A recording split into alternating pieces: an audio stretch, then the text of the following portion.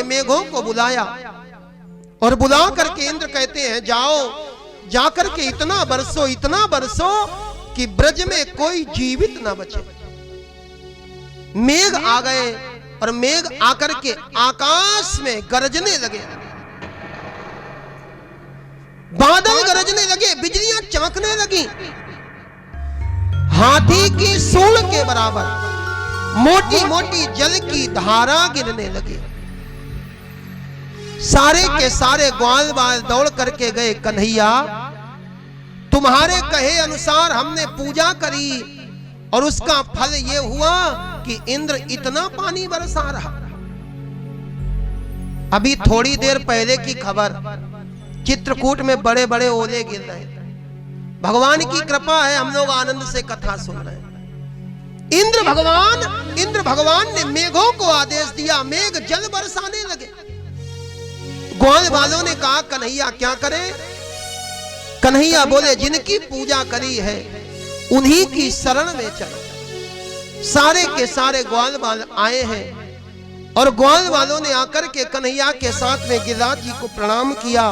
बोलिए गिरिराज महाराज की। और भगवान ने आगे बढ़ करके अपने बाएं हाथ की सबसे छोटी वाली कनिष्ठिका उंगली पर गिरिराज पर्वत को धारण कर दिया। गिरिराज को धारण किया, गिरि को धारण करने के कारण मेरे भगवान का नाम पड़ गया गिरिधारी। बोलिए गिरिधारी भगवान की।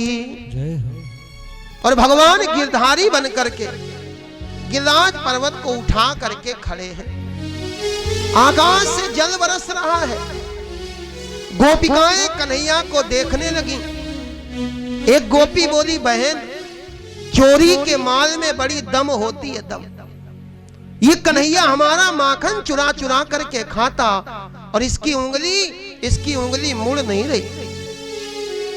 एक गोपी ने पूछ लिया कन्हैया ये बताओ इतना बड़ा गिरिराज पर्वत तुमने उठा कैसे लिया? भगवान कहते हैं कछु माखन को बल बढ़ो।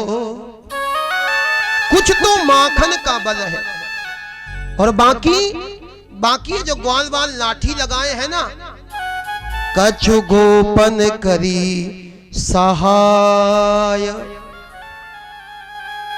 कन्हैया बोले लेकिन एक बात और है, श्री राधा जी की कृपा से।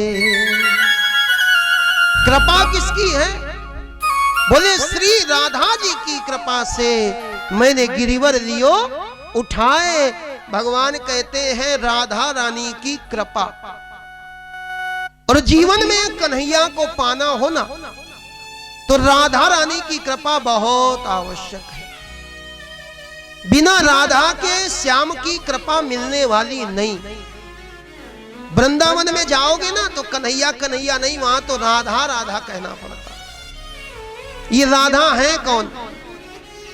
वैसे लोग कहते हैं कि राधा जी कन्हैया जी की प्रेमिका है। एक गीत आया था, बोल कन्हैया बोल गलत काम कैसे हो गया, और बिन शादी के तू राधे श्याम कैसे हो गया। ये राधा रानी है कौन? तो इस विषय पर हम लोग कल चर्चा करेंगे। राधा रानी कौन है, राधा रानी का और कन्हैया जी का संबंध क्या है, ये दोनों आपस में लगते क्या हैं, इस विषय पर हम लोग कल चर्चा करेंगे। राधा रानी की कृपा मेरे कन्हैया कहते हैं बिना उनकी कृपा के कुछ होने वाला नहीं। मेरे भगवान ने गिरिराज पर्वत को उठाया तो भगवान ने गिरिराज पर्वत को अपने बाएं हाथ की कनिष्ठिका उंगली से उठाया। ये बताओ जो अपने से श्रेष्ठ व्यक्ति होता है, अपने से बड़े व्यक्ति को जब हम प्रणाम करते हैं तो बोले दाहिने हाथ से प्रणाम करते हैं। अपने से बड़े व्यक्ति को जब पानी देते हैं तो दाहिने हाथ से देते हैं। अरे भगवान को गिरिराज पर्वत उठाना ही था तो भगवान दाहिने हाथ से उठा लेते, लेकिन भगवान ने उठाया बाएं हाथ के द्वारा। ऐसा भगवान ने क्यों किया? देखो ये जो पुरुष का शरीर होता है ना, इस पुरुष के शरीर में दो हिस्से होते हैं, दायां अंग और बायां अंग। ये दायां अंग तो पुरुष का होता है, लेकिन ये बायां अंग पुरुष का नहीं होता। ये किसका होता है? ये स्त्री का होता है, पत्नी का होता है। इसी कारण हम उसको वामांगी कहते हैं, पत्नी को वामांगी कहते हैं। कन्हैया बोले ये जो बायां अंग है ना, ये हमारा नहीं है, ये राधा रानी का।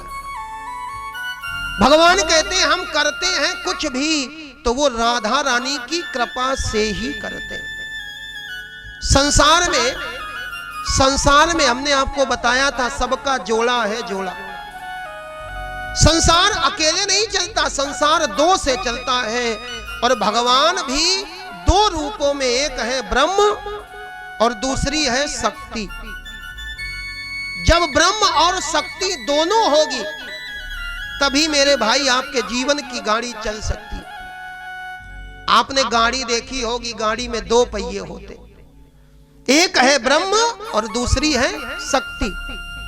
ब्रह्म हमको जीवन प्रदान करती है और शक्ति उसको संचालित करती है। कैसे?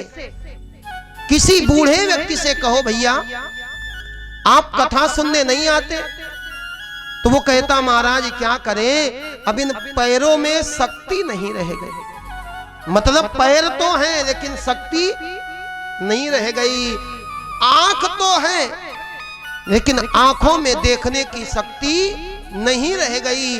ब्रह्म और शक्ति जब तक ये दोनों नहीं होंगे तब तक आपका जीवन सुचारू रूप से संचालित नहीं हो सकता।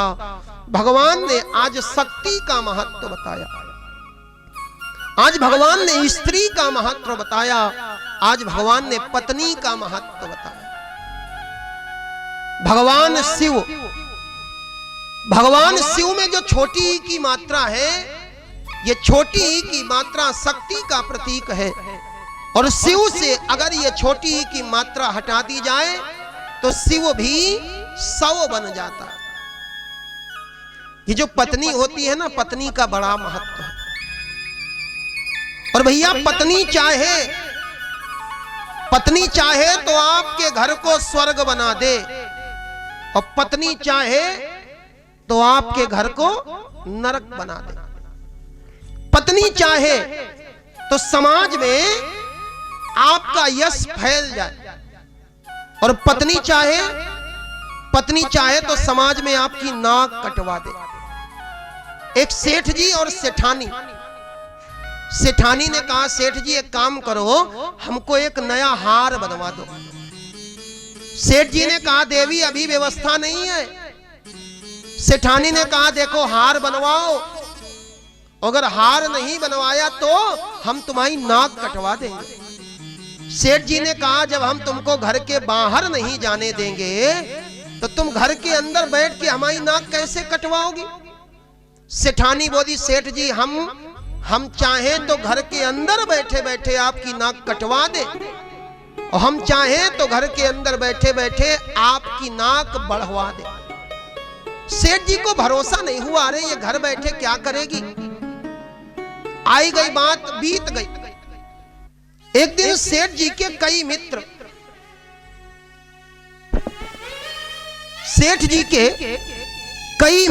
आए। सेठ जी ने भोजन के लिए बुलाया। ये सारे मित्र आकर के बाहर कमरे में बैठे हुए थे। अचानक अंदर से बच्चे के रोने की आवाज आई। सेठ जी ने बाहर से पूछा क्यों, ये बच्चा क्यों रोता है? सेठानी ने कहा सेठ जी बच्चा खिचड़ी मांग रहा है, खिचड़ी। सेठ जी ने कहा खिचड़ी दे दो। सेठानी बोली अगर खिचड़ी बच्चे को दे दी तो फिर आपके मित्रों को क्या खिलाएंगे? इतना सुना तो धीरे धीरे सारे मित्र सरक गए। इनके घर में इतना भी नहीं कि ये सबको खिचड़ी खिला सके। घर बैठे सेठानी ने सेठ जी की नाक कटवा दी। सारे मित्र चले गए। अब तो सेठ जी सेठानी के आगे हाथ जोड़े, देवी तुमने तो घर बैठे हमारी नाक कटवा दी, लेकिन ये बताओ हमारी नाक अब बढ़ेगी कैसे? अब हम क्या करें? सेठानी बोली हार दिलाने की बात पक्की करो तो नाक बढ़वा दे। सेठ जी बोले एक नहीं, हम तुमको 2 हार दिलवाएंगे, लेकिन ये बताओ हमारी कटी भई नाक वापस कैसे आएगी? सेठानी ने कहा एक काम करो, अगले रविवार को उन्हीं मित्रों को फिर बुलाओ। दूसरा रविवार आया, वही मित्र फिर आए। सारे के सारे मित्र बाहर कमरे में बैठे सेठ जी से चर्चा कर रहे थे। इतने में फिर बच्चे के रोने की आवाज आई। सेठ जी ने फिर पूछा बच्चा क्यों रोता है? सेठानी ने वही जवाब दिया। सेठानी कहती बच्चा कह रहा है खिचड़ी खाएंगे, खिचड़ी। सेठ जी ने कहा एक काम करो, बच्चे को ले आओ, खिचड़ी को ले आओ, आज हम अपने हाथ से बच्चे को खिचड़ी खिलाएंगे। बच्चा आया और सेठ जी की गोद में बैठ गया। सेठानी पात्र में खिचड़ी परोस करके लाई। ये खिचड़ी दाल चावल की नहीं थी, काजू बादाम किशमिश मेवा की खिचड़ी लेकर के आई। सेठ जी के सामने जैसे ही वो मेवा की खिचड़ी आई, सेठ जी के मित्रों ने देखा। इनके मित्रों को लगा जिनके यहाँ की खिचड़ी मेवा की बनती होगी, उनके यहाँ का भोजन कैसा होता होगा। और सेठ जी का सम्मान फिर लौट आया।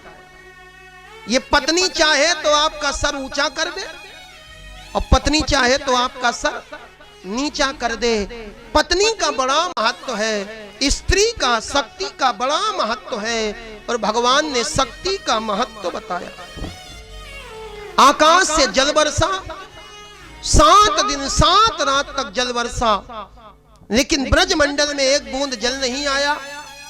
एक कारण, गोपिकाओं ने गिरिराज भगवान को 56 भोग तो लगाए, लेकिन जल नहीं पिलाया।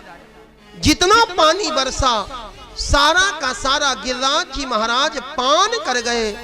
और दूसरा कारण, अगस्त जी महाराज के द्वारा गिरे हुए सारे जल को पी लिया गया है। 7 दिन के बाद ऐरावत पर चढ़ करके ये इंद्र आया है और ब्रज मंडल का दर्शन करने लगा। ब्रज में एक बूंद भी जल कहीं नहीं दिखाई पड़ा। इंद्र को अपनी भूल का पश्चाताप हुआ। इंद्र भगवान के सामने प्रार्थना करने लगा, मैली चादर ओढ़ के कैसे द्वार तिहारे आऊं। इंद्र ने प्रार्थना करी, प्रभु विशुद्ध सत्वम तव धाम शांतम, तपोमयम ध्वस्त रजस्तमस्कम, माया मयो हम गुण संप्रवाहो, ना विद्यते ते ग्रहणानुबंध। इंद्र कहता है आप विशुद्ध सत्य हो। संसार का जो सत्य है ना, ये मिला जुला सत्य है, और भगवान विशुद्ध सत्य है। तव धाम शांतम, संसार में आप कितना भी पालो शांति नहीं है, और भगवान का धाम शांत है। तपोमयम ध्वस्त रजस्तमस्कम, इंद्र कहता है माया मयो हम, प्रभु आपकी माया से हम भी मोहित हो गए। इंद्र प्रार्थना करने लगा, आइए मिल करके हम भी प्रार्थना करें। मैली चादर ओढ़ के कैसे द्वार तिहारे आऊं, मैली चादर ओढ़ के कैसे द्वार तुम्हारे आऊं, मैली चादर ओढ़ के कैसे।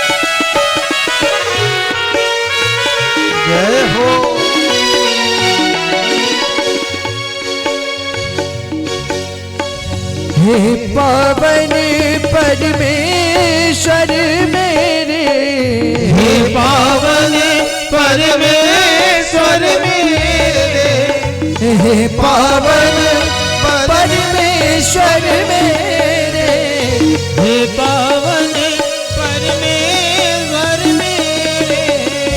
मन मन शर्माओ, मन ही मन शर्माओ, मेरी चादर ओढ़ के कैसे द्वार तिहारे आओ, मेरी चादर ओढ़ के कैसे।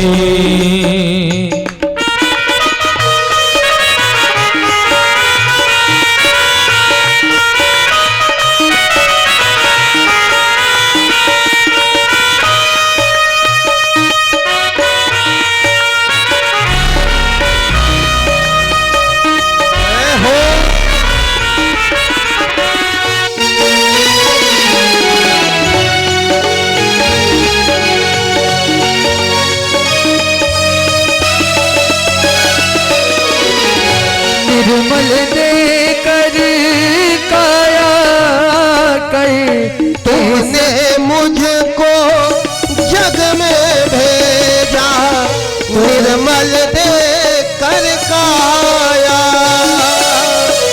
तुमने मुझको जग में भेजा, निर्मल देकर काया आकर के संसार में मैंने, आकर के संसार में मैंने इसको दाग लगाया। जन्म जन्म की मैली चादर, जन्म जन्म की मैली चादर कैसे दाग छुड़ाऊं, चादर ओढ़ के कैसे द्वार तुम्हारे आओ, मेरी चादर ओढ़ के कैसे द्वार तिहारे आओ। ये हो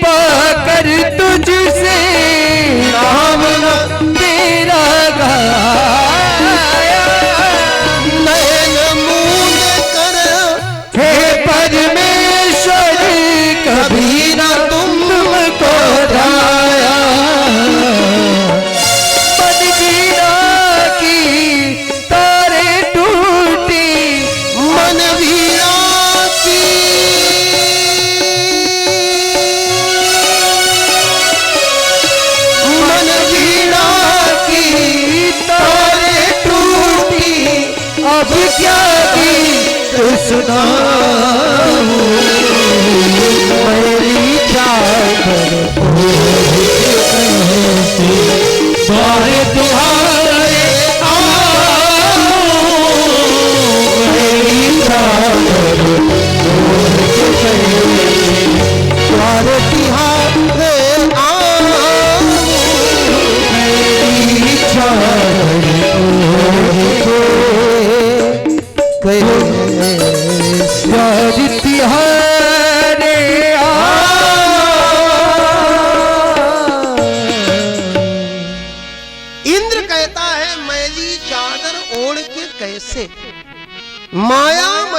हम गुण संप्रवाहो, हम माया में भ्रमित हैं। इंद्र ने आकर के भगवान से क्षमा मांगी और मेरे भगवान ने इंद्र को क्षमा कर दिया है। जिस समय इंद्र आया तो अपने साथ कामधेनु नाम की गाय को लेकर के आया। कामधेनु गाय के दूध से भगवान कन्हैया का अभिषेक किया गया और भगवान का अभिषेक हुआ। ये गाय कहती है, कन्हैया सारे संसार के इंद्र हैं ये, लेकिन आज से हम गायों के इंद्र हो आप, और गायों के इंद्र बने तो भगवान का एक नाम पड़ गया गोविंद। बोलिए गोविंद भगवान की जय हो। भगवान गोविंद बने हैं। वरुण लोक में एक बार वरुण देव के सेवक नंद बाबा को पकड़ करके ले गए। कन्हैया ने जाकर के अपने पिता को मुक्त किया। इसके बाद में रास लीला का प्रसंग आता। एक बार कामदेव के मन में अहंकार हो गया। ये कामदेव है ना, जो ये कामदेव पहुंच गया ब्रह्मा जी के पास और ये कामदेव कहता है, ब्रह्मा जी आप हमको विश्व विजयी होने का प्रमाण पत्र दे दीजिए। ये काम कहता है हमने संसार में सबको जीत लिया। ब्रह्मा जी ने कहा, काम तुमने सबको जीत लिया? ये काम कहता है, महाराज हमने सबको जीत लिया। देखो, एक है राम, एक है राम और दूसरा है काम। ये दोनों आपस में विरोधी हैं। जहां राम तहां काम नहीं और जहां काम नहीं राम। हैं दोनों विरोधी, लेकिन कामदेव ने सोचा कि हमारी भी महिमा बढ़े। इसके लिए कामदेव ने किया क्या? काम ने राम का ही रूप धारण कर दिया। हमारे राम जी सुंदर है और काम भी बहुत सुंदर है। राम जी के हाथ में क्या है? धनुष और बाण, और काम के हाथ में भी धनुष बाण। काम कुसुम धनुषायक नीन्हे, राम के हाथ में धनुष बाण, काम के हाथ में धनुष बाण। ये काम कहता है जैसे सारा संसार राम के चलाए चलता, ऐसे ही सारे संसार पर मुझ काम का भी अधिकार है। और एक समय स्थिति ऐसी बनी थी, एक बार कामदेव ने सारे संसार पर अपना अधिकार कर लिया। स्थिति इतनी विपरीत हो गई, इतनी विपरीत हो गई कि जितने पुरुष थे, इन पुरुषों को सामने वाला स्त्री दिखाई देने लगा और जितनी स्त्रियां थीं उनको सामने वाला पुरुष दिखाई देने लगा। अबला विलोक ही पुरुषमय और पुरुष सब अबलामयम। काम ने सबके ऊपर विजय प्राप्त कर ली, लेकिन फिर भी कुछ लोग बचे। कौन कौन बचा? जे ही राखे रघुवीर ते ही उबरे तिहु काल महु। जिन पर राम की कृपा हो गई, फिर उनके ऊपर काम अपना अधिकार नहीं कर पाया। अगर राम की कृपा हो तो फिर काम आपके ऊपर अधिकार नहीं कर पाएगा। ये कामदेव ब्रह्मा जी से कहता है, हमको विश्व विजयी होने का प्रमाण पत्र दे दीजिए। ब्रह्मा जी ने कहा, वृंदावन चले जाना और वृंदावन में कन्हैया नाम का ग्वाला रहता है, तुम जाकर के कन्हैया के ऊपर विजय प्राप्त करना। और अगर कन्हैया ने तुमको विश्व विजयी कह दिया तो हम भी तुमको विश्व विजयी होने का प्रमाण पत्र दे देंगे। आज ये कामदेव आया है वृंदावन में। वृंदावन में आकर के देखा, यमुना के किनारे कदम्ब के पेड़ के नीचे बैठे भगवान कन्हैया मंद मंद स्वर में वंशी का वादन कर रहे हैं। वंशी के द्वारा अनेक प्रकार के रागों को भगवान निकाल रहे हैं। कामदेव ने सुना, कामदेव को लगा ये कोई रागों का जानकार रागी व्यक्ति है। ये कोई रागों का जानकार रागी व्यक्ति है। कामदेव को लगा किसी वैरागी को जीतना तो कठिन हो सकता है, लेकिन किसी रागी को जीतना ये तो बहुत आसान है। बंसी की ध्वनि बज रही थी, सामने आकर के खड़े हो गए कामदेव। कामदेव ने कहा, कन्हैया हमसे युद्ध करो। कन्हैया ने मुस्कुरा करके कहा, भैया हम आपसे युद्ध क्यों करें? आपसे हमारी कोई शत्रुता नहीं, हम आपसे युद्ध नहीं करेंगे। कामदेव कहता युद्ध करो, कन्हैया कहते नहीं करेंगे। कामदेव बोला, लगता है आप हमसे डर गए हो। या तो युद्ध करो या अपनी पराजय स्वीकार कर लो। जीवन में अगर कभी ऐसी स्थिति आ जाए तो मेरे भाई याद रखना, बिना लड़े कभी हार मत मानना। अगर हारना ही हो ना तो लड़ करके हारना। कभी फेल होने के डर से परीक्षा मत छोड़ना। परीक्षा दे करके फेल हो जाना कोई बात नहीं, लेकिन बिना लड़े हार जाना ये ठीक बात नहीं। और हमारी भारतीय संस्कृति क्या कहती? वेदांत हमारा स्वाध्याय, शांति हमारी सीता है, हर सुबह हमारी रामायण, हर शाम हमारी गीता है। जब शांति हृदय में होती है हम होते हैं केवल भारत, और जब विश्व युद्ध छिड़ जाता है हो जाते हम ही महाभारत। अगर हमारा भाई भी अधर्म की बात करता है तो हम उसके सामने भी धर्म का पक्ष लेकर के खड़े हो जाते। भगवान बोले, एक काम करो कामदेव, हम तुमसे लड़ेंगे, जरूर लड़ेंगे, लेकिन ये बताओ लड़ोगे कैसे? क्योंकि लड़ाई भी दो तरह की होती है। एक युद्ध होता है किले का युद्ध, और दूसरा युद्ध होता है मैदान का युद्ध। एक लड़ाई होती है बाहर वालों से और दूसरी लड़ाई होती है अंदर वालों से। बाहर वालों से लड़ करके जीत जाना कोई बड़ी बात नहीं, लेकिन अंदर वालों से लड़ करके जीतना बहुत कठिन काम है। कन्हैया बोले, दो प्रकार की लड़ाई, एक किले का युद्ध और दूसरा मैदान का युद्ध। किले के युद्ध में दोनों पक्षों के योद्धा अपने अपने किले में रहते हैं और छुप छुप करके एक दूसरे के ऊपर वार करते हैं। और मैदान का युद्ध, दोनों पक्षों के योद्धा आमने सामने आ जाते हैं, तीर तलवार का युद्ध करते हैं। कामदेव कौन वाला युद्ध करोगे, किले वाला कि मैदान वाला? कामदेव बोला, सरकार हम समझ नहीं पाए।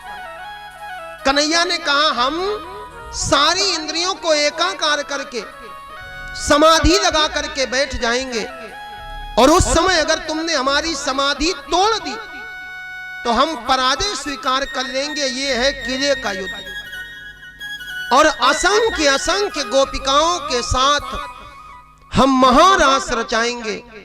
तुमने मेरे मन में, किसी गोपी के मन में, किसी गैया बछड़े ग्वाल बाल के मन में भी अगर अपना अधिकार कर लिया तो कामदेव हम अपनी पराजय स्वीकार कर लेंगे। ये है मैदान का युद्ध। कामदेव बोला, सरकार समाधि बहुत लोगों की तोड़ी। कामदेव ने समाधि बहुत लोगों की तोड़ी। कामदेव बोला, मैदान वाला युद्ध करेंगे। भगवान बोले, चले जाओ, शरद पूर्णिमा की रात्रि में आना। कामदेव को विदा किया और भगवान इंतजार करने लगे शरद पूर्णिमा की रात्रि का।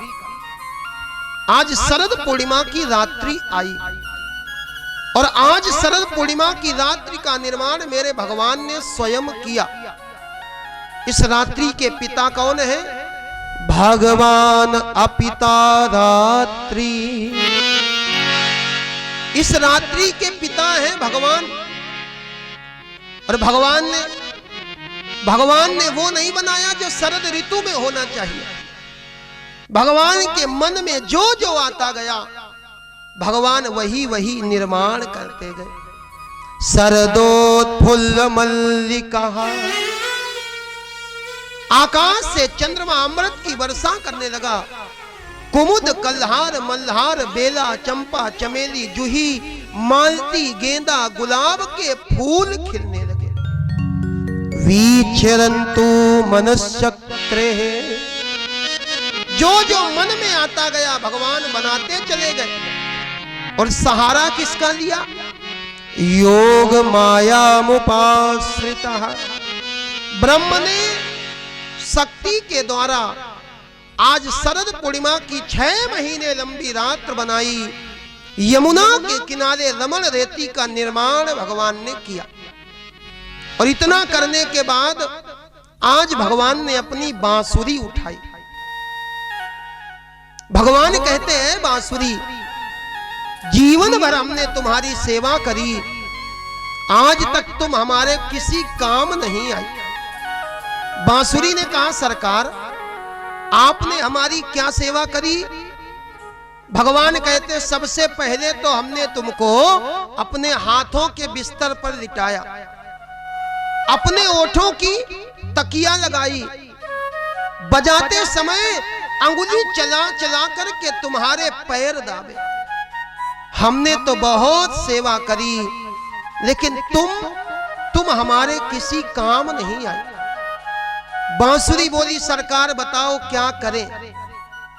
भगवान बोले काम करो, तुम डाकिया बन जाओ, तुम डाकिया बन करके जाओ और हमारा संदेश प्रत्येक गोपी के कान में दे करके वापस आ जाओ। लेकिन जो डाकिया होता है ना, ये डाकिया 2 प्रकार की डाक लाता है। एक होती है साधारण डाक, ये आता है देता है और चला जाता है।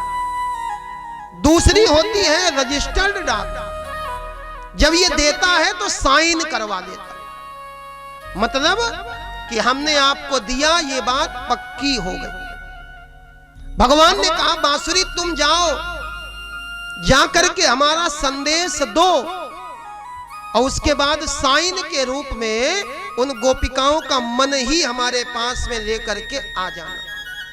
जिसका जिसका मन लाओगी हम समझ जाएंगे उसी को तुमने हमारा ये संदेश दिया हुआ। भगवान ने आज बांसुरी बजाई और भगवान की जो बांसुरी है ना, बिना बांसुरी के कन्हैया का स्वरूप नहीं है। भगवान बांसुरी को बहुत प्रेम करते। मेरे भाई हम भी बांसुरी बन जाए। बांसुरी, ये जो बांसुरी है, बांसुरी के अंदर 3 गुण हैं। एक गुण बांसुरी मौन रहती है और धर्म के 30 लक्षण, उनमें से एक लक्षण है मौन। आप मौन हो जाओ, मौन के समान कोई तपस्या नहीं है। शांति तुल्यम तपो नास्ति, एक चुप 1000 बला टाल देती। बांसुरी मौन रहती। दूसरा, जब बोलती है तब मीठा बोलती है और हम जब बोलते हैं तब कड़वा बोलते हैं। और तीसरा, बांसुरी के अंदर कोई गांठ नहीं होती और हमने अपने जीवन में गांठ बांध रखी। आपने गुड़ खाया होगा, चीनी खाई होगी। ये गुड़ और चीनी काहे से बनती? गन्ने से बनती। लेकिन मेरे भाई ये जो गन्ना है ना, गन्ने में रस होता है। पुराने लोगों ने जिन्होंने गन्ने को चूस चूस करके खाया होगा, गन्ने में रस होता है। लेकिन क्या पूरे गन्ने में रस होता? बोले नहीं, जहां जहां गांठ होती है वहां वहां रस नहीं होता। ऐसे ही जीवन में जब गांठ पड़ने लगेगी तो आपके जीवन का रस चला जाएगा। प्रयास करो आपके जीवन में कोई गांठ ना हो, आप भी बांसुरी की तरह बन जाओ। भगवान ने आज बांसुरी को लिया, बजाया, गोपिकाओं का मन लेकर के बांसुरी आई और भगवान कन्हैया के चरणों में समर्पित कर दिया। निशम्य गीतम तद अनंग वर्धनम ब्रज स्त्रिया कृष्ण ग्रहीत मानसा। ब्रज की गोपिकाओं का मन भगवान के पास में आ गया, और बिना मन के कोई काम बढ़िया नहीं होता। एक गोपी भोजन बनाने के लिए गई, सब्जी को काटा, और जैसे ही खड़ी हुई, एक हाथ में सब्जी है, एक हाथ में छिलके हैं, इसको बांसुरी सुनाई पड़ी। इसका मन भगवान के पास में चला गया, और मन भगवान के पास में गया, सब्जी को ले जाकर के बाहर कूड़े में फेंक दिया और छिलकों को पकने के लिए चढ़ा दिया। किसी ने कहा पागल हो गई हो? ये बोली हमारा दोष नहीं है, बांसुरी का दोष है। एक गोपी ने खीर बनाई, खीर, और खीर में जैसे ही शक्कर डालने का नंबर आया, इसका ध्यान बांसुरी में चला गया। खीर में नोन मिलाए रही, खीर में नमक मिला दिया। एक गोपी गाय दुहने के लिए गई, जैसे ही गाय दुहने के लिए गई है, इतने में बांसुरी सुनाई पड़ी। बर्तन लगाना भूल गई, गाय का दूध दुहने लगी। गैया मैया का दूध पृथ्वी मैया पर बहने लगा। लोगों ने कहा पागल हो गई हो? ये बोली हमारा दोष नहीं, ये उस बांसुरी का दोष है। भगवान की बांसुरी है ही ऐसी। जिस समय भगवान बांसुरी बजाते हैं ना, बांसुरी बजाए आज रंग सो मुरारी, रंभा साम तान चूकी। रंभा अप्सरा नाच रही हो और भगवान की बांसुरी बज जाए तो रंभा भी भूल जाती है सीधा नाचे कि उल्टा नाचे। रंभा साम तान चूकी, भूली नृत्यकारी। और यमुना का जल, जिस समय यमुना ने बांसुरी सुनी, यमुना जल उलट बहे, शोभा अति प्यारी। बांसुरी बजाए आज रंग सो मुरारी। भगवान की बांसुरी सुनी, सारी की सारी गोपिकाएं इकट्ठा हो गईं और आपस में एक दूसरे से पूछने लगे, बजी है बजी, रस खान बजी, ये बांसुरी कहां बजी? कौन बजा रहा है? एक ने कहा कन्हैया बजा रहा। किसके लिए बजा रहा? तो सारी गोपिकाओं का मन है भगवान के पास। तो इन गोपिकाओं को लगता ये कन्हैया बांसुरी केवल और केवल हमारे लिए ही बजा रहा। सारी की सारी गोपिकाएं दौड़ रही हैं, गा रही हैं, जा रही हैं और एक ही बात कहती हैं, नंदलाला हमारो, हमारो नंद लाला, नंद लाला हमारो, हमारो नंद लाला, नंद लाला हमारो, हमारो नंद लाला, नंद लाला हमारो, हमारो नंद लाला। बंसी की आवाज मैंने बागों में सुनी थी, बंसी की आवाज मैंने बागों में सुनी थी, बंसी की आवाज मैंने बागों में सुनी थी, बंसी की आवाज मैंने बागों में सुनी थी, बंसी की आवाज मैंने बागों में सुनी थी, बंसी की आवाज मैंने बागों में सुनी थी। मैं तो फूल तोड़ती भागी आई रे नंद लाला, मैं तो फूल तोड़ती भागी आई रे नंद लाला, नंद लाला हमारो, हमारो नंद लाला, नंद लाला हमारो, हमारो नंद लाला। जय हो।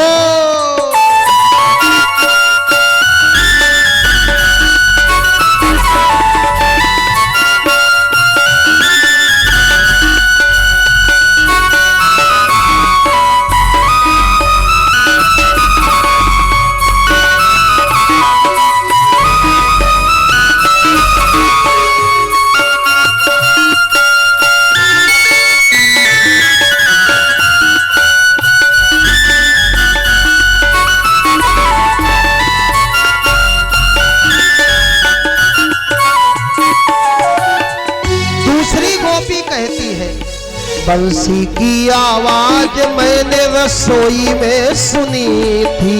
बंसी की आवाज मैंने रसोई में सुनी थी। बंसी की आवाज मैंने रसोई में सुनी थी। बंसी की आवाज मैंने रसोई में सुनी थी।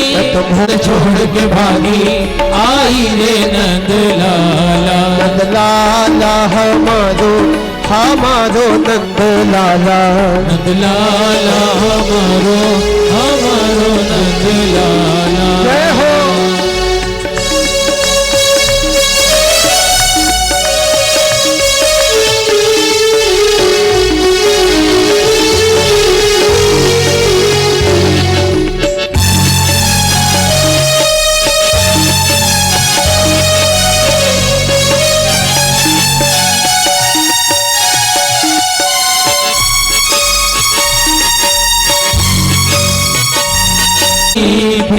बंसी की आवाज मैंने महलों में सुनी थी। बंसी की आवाज मैंने महलों में सुनी थी। और बंसी की आवाज सुनी, किया क्या?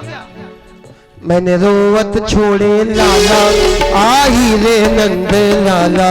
मैंने रोवत छोड़े लाला आई रे नंद लाला। नंद लाला हमारो हमारो नंद लाला। नंद लाला हमारो हमारो नंद लाला।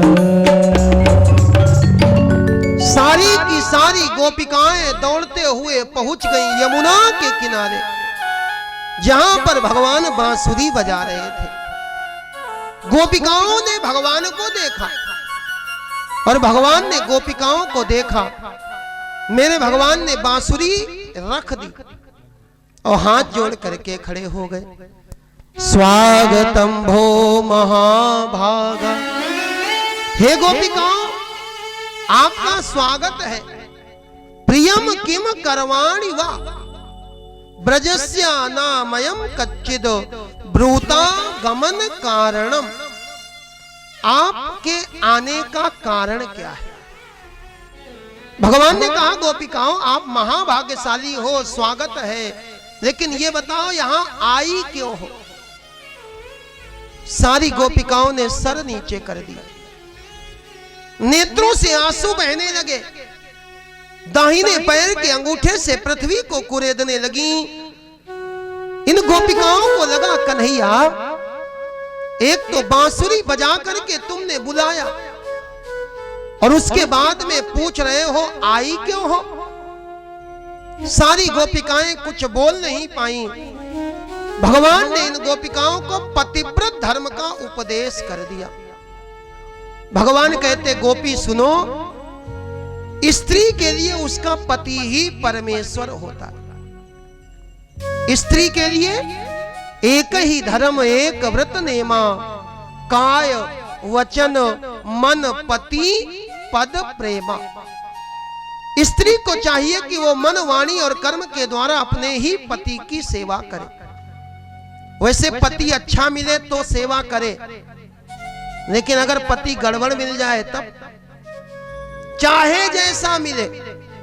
रामचरितमानस में तो लिखा है कि वृद्ध बूढ़ा मिल जाए, रोग बस रोगी मिल जाए, जड़ मूर्ख मिल जाए, अथवा धनहीना गरीब मिल जाए, अंध अंधा मिल जाए, बधिर बहरा मिल जाए, क्रोधी मिल जाए, अथवा अति दीनहीन मिल जाए, लेकिन ऐसे उपति कर किए अपमाना, नारी पाव यमपुर दुख नाना। अगर कोई ऐसे भी पति का अपमान करे तो उसको नरक भोगना पड़ता है। भगवान ने कहा पति की सेवा करो। गोपिकाओं ने कहा कन्हैया सुनो, हम आपसे एक प्रश्न करते हैं, आप हमारे प्रश्न का उत्तर दे दो, इसके बाद में आप जो कहोगे हम वही करेंगे। गोपिकाएं कहती हैं, गांव में एक पंडित जी रहते हैं। पंडित जी की पंडितानी बड़ी पतिव्रता है। जब तक पंडित जी की पूजा नहीं कर लेती, भोजन नहीं करती। एक बार किसी काम से पंडित जी को दूसरे गांव जाना पड़ा।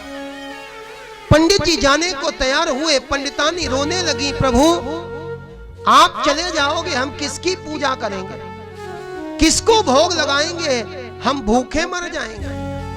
पंडित जी ने कहा परेशान ना हो, हम तुमको अपना एक चित्र देते हैं, जब तक हम लौट करके ना आए तब तक आप हमारे चित्र की ही पूजा करना। अपनी फोटो, अपना चित्र देकर के पंडित जी चले गए। पंडितानी नियम से उस चित्र की पूजा करने लगी। एक दिन सवेरे सवेरे पंडितानी उस चित्र की आरती उतार रही थी। इतने में पंडित जी ने आकर के दरवाजा खटखटा दिया। पंडित जी ने दरवाजा खटखटाया। गोपी पूछती है कन्हैया बताओ पंडितानी दरवाजा खोले कि आरती पूरी करे। कन्हैया बोले पागल हो क्या, अरे जब साक्षात पति आ गया तो फिर फोटो वाले पति की आरती उतारने की कोई जरूरत नहीं। गोपिकाएं कहती कन्हैया यही तो हम कहते हैं, जब आप जगत पति कन्हैया मिल गए तो इन संसार के पतियों की सेवा करने के चक्कर में कौन पड़े। आप कहते हो पति की सेवा करो, पति की सेवा करो। कन्हैया ये बताओ पति की सेवा का फल क्या है। भगवान बोले पति की सेवा का फल है परमात्मा की प्राप्ति। और गोपिकाएं बोली बिना सेवा के अगर मेवा मिल जाए, अगर सबके खाते में 15-15 लाख रुपए आ जाए तो फिर कोई कमाने क्यों जाएगा। ये गोपिकाएं बोली जब कन्हैया आप मिल गए तो हमें संसार के पतियों की कोई जरूरत नहीं। गोपिकाओं ने समर्पण किया है और मेरे भगवान बड़े प्रसन्न हुए। मेरे भगवान ने कहा जाओ जाकर के श्रृंगार करो। गोपिकाओं ने श्रृंगार किया। यमुना के किनारे आज रास रचने लगा। रास रचो है, रास रचो है, यमुना के तीरे श्याम रास रचो है। रास रचो है, रास रचो है, यमुना के तीर आम रास रचो है।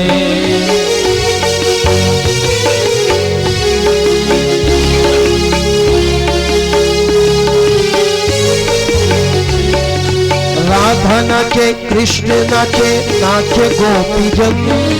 राधा नाचे कृष्ण नाचे, नाचे गोपीजन। मन मेरो बन गयो सखी रे पावन वृंदावन। मन मेरो बन गयो सखी रे पावन वृंदावन। रास रचो है, रास रचो है, यमुना के तीरे श्याम रास रचो है। रास रचो है, रास रचो है, यमुना के तीर आज रास रचो है। जय हो।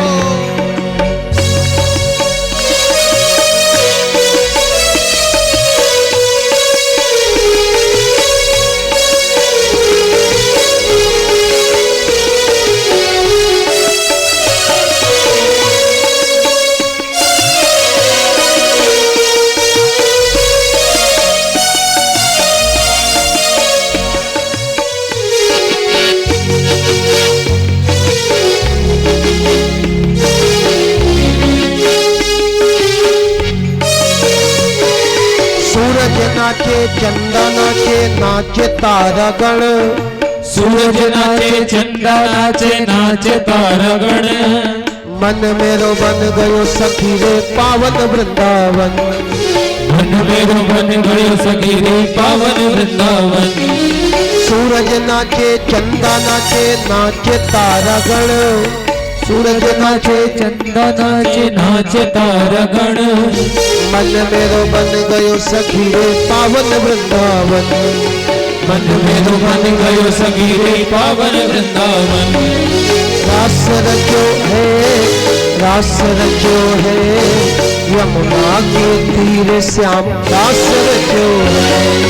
रास रचो है, रास रचो है, यमुना के तीर आज रास रचो है।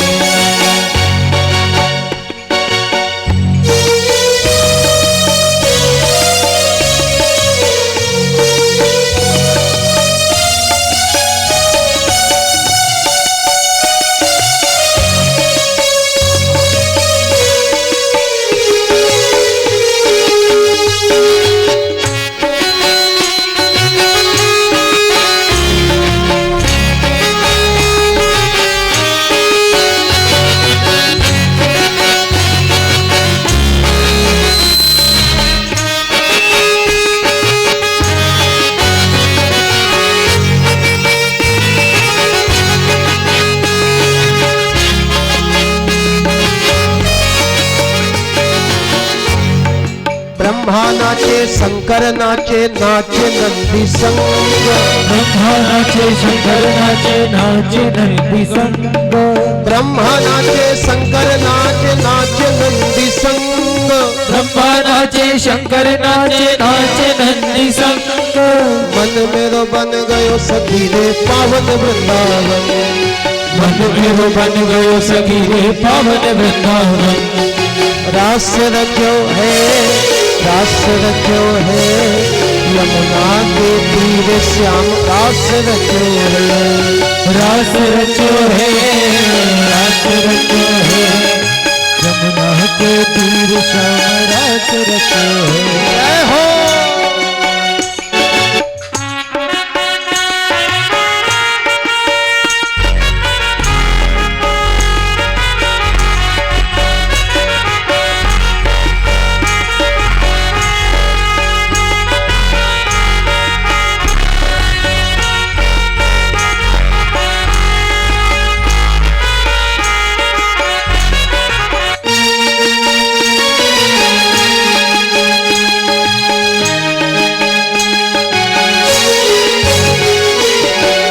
नाचे बछड़ा नाचे नाचे गोप संग।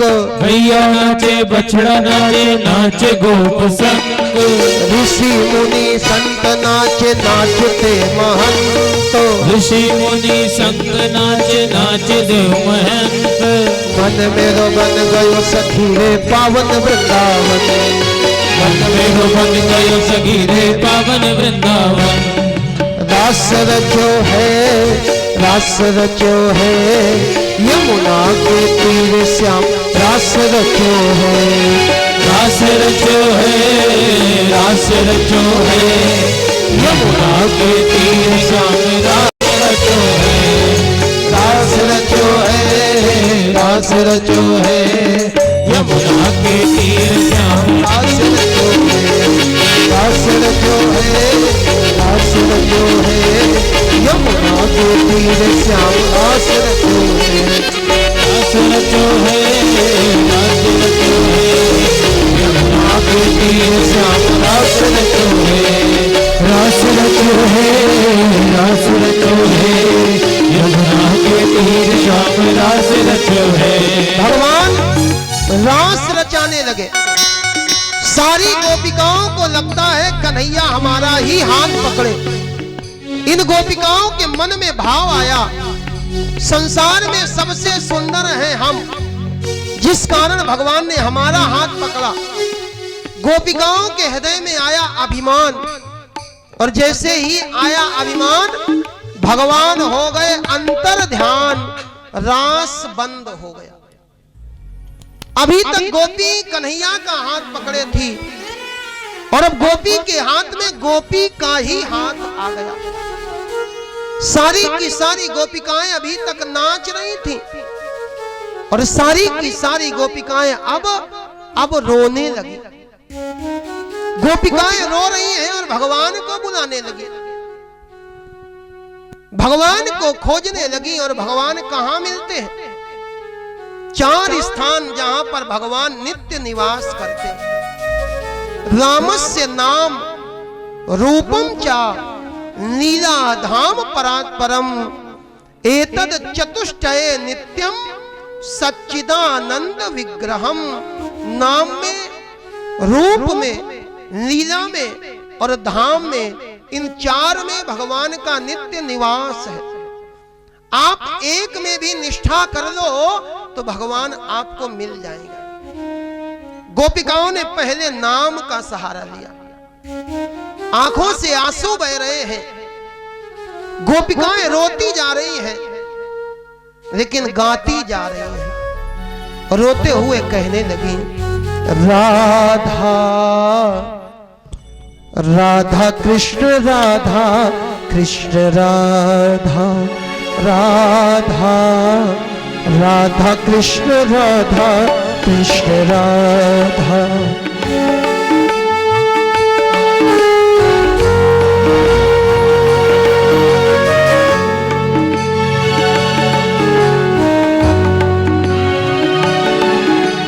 राधा राधा कृष्ण राधा कृष्ण राधा राधा राधा कृष्ण राधा कृष्ण राधा राधा कृष्ण राधा कृष्ण राधा कृष्ण राधा राधा कृष्ण राधा कृष्ण राधा कृष्ण राधा राधा राधा कृष्ण राधा कृष्ण राधा राधा राधा कृष्ण राधा कृष्ण राधा राधा राधा कृष्ण राधा कृष्ण राधा राधा राधा कृष्ण राधा कृष्ण राधा।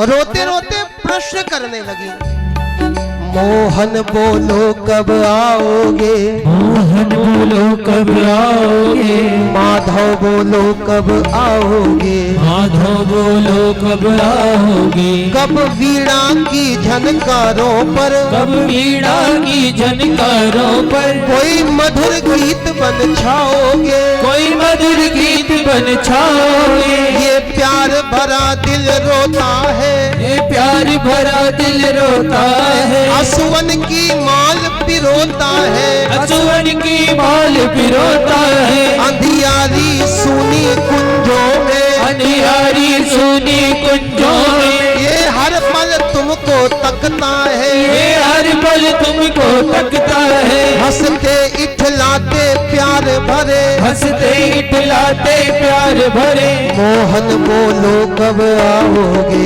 मोहन बोलो कब आओगे, मोहन बोलो कब आओगे, मोहन बोलो कब आओगे, माधव बोलो कब आओगे। माधव बोलो कब आओगे। ये गोपिकाएं कहती, कन्हैया अब हम आपके लिए जोगन बन गए, जोगन आंचल फैला निकली, जोगन आंचल फैला निकली, कुल कान की लाज मिटा निकली, कुल कान की लाज मिटा निकली, सारे श्रृंगार बिखेर दिए, सारे श्रृंगार बिखेर दिए, नित भगवा वेश बना निकली, नित भगवा वेश बना निकली, मैं तेरी हूँ, मैं तेरी हूँ, मैं तेरी हूँ, मैं तेरी हूँ, तू मेरा है, तू मेरा है, तू मेरा है, तू मेरा है, मैं तेरी हूँ, मैं तेरी हूँ, मैं तेरी हूँ, मैं तेरी हूँ, ये गा निकली, ये भुजा उठा कर गा निकली। ना जाने जोगी कहाँ छिपे, ना जाने जोगी कहाँ छिपे। मैं दर दर अलख जगा निकली, मैं दर दर अलग जगह निकली। गोपिकाएं रोनी है और रोते हुए कहती हैं, घनश्याम तुम्हें ढूंढने जाए कहां कहां, अपने विरह की याद दिलाए कहां कहां। गोपिकाएं बैठ गई और कहने लगी, कन्हैया अब बैठ गई पथ पर थक कर, अब बैठ गई पथ पर थक कर। मोहन बोलो कब आओगे, मोहन बोलो कब आओगे। मोहन बोलो कब आओगे, मोहन बोलो कब आओगे। माधव बोलो कब आओगे, माधव बोलो कब आओगे। गोपिकाएं बैठ करके कहती, कन्हैया कब आओगे। किसी ने कहा ये नहीं आएगा। क्यों नहीं आएगा?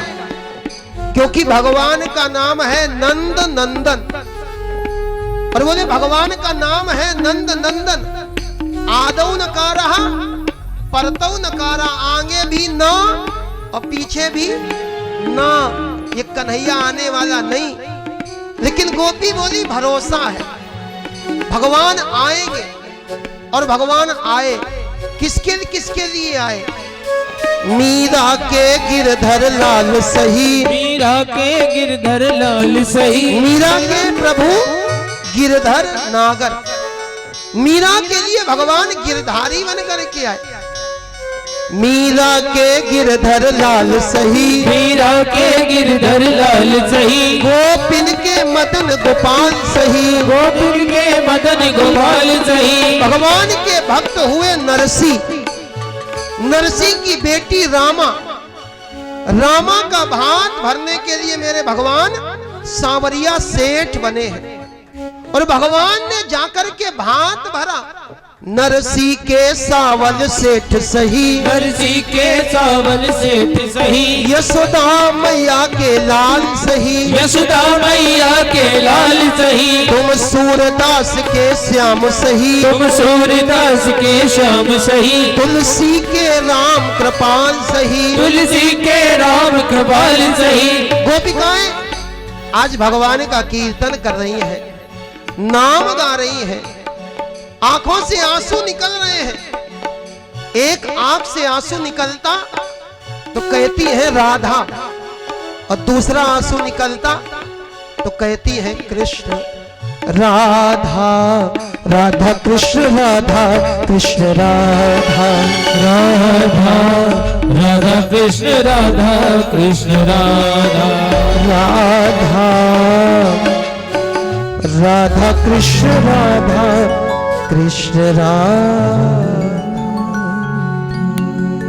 भगवान का नाम गाया, लेकिन भगवान नहीं मिले।